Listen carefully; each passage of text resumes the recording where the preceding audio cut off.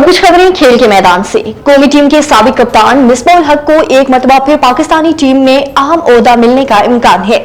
गुज़श्ता रोज Pakistan cricket board PCB के chairman Mohsin Naqvi ने Pakistani white ball team के लिए माइक हैसन को कोच बनाने का ऐलान किया। बादशाह खबरें सामने आई थी कि 50-50 लाख तनख्वाहें वसूल करने के लिए मेंटोर्स को ओहदे से फारिग कर दिया गया। इन मेंटोर्स में मिसबाह उल हक के अलावा साबिक कप्तान सरफराज अहमद समेत शोएब मलिक, वकार यूनुस और सकलेन मुश्ताक शामिल हैं।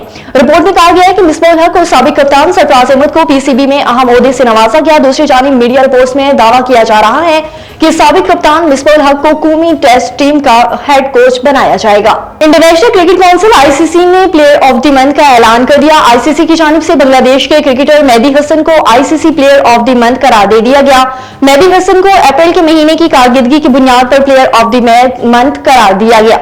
याद रहे कि जिम्बाब्वे के ब्लेसिंग मोजा रबानी और न्यूजीलैंड के बेन सीनियर को भी प्लेयर ऑफ द मैच के लिए नामजद किया गया। और आईसीसी ने वुमेन्स क्रिकेट टीमों की सालाना रैंकिंग जारी कर दी। इंटरनेशनल क्रिकेट काउंसिल आईसीसी की जानिब से जारी करदा सालाना रैंकिंग के मुताबिक ऑस्ट्रेलिया की वुमेन्स क्रिकेट टीम पहले नंबर पर और विराजमान है। इंग्लैंड की वुमेन्स क्रिकेट टीम दूसरी, भारत तीसरी, न्यूजीलैंड चौथी और जनूबी अफ्रीका की टीम 5वें नंबर पर है, जबकि पाकिस्तान वुमेन टीम की एक दर्जा तरक्की 9वीं और 8वें पोजीशन पर आ गई है।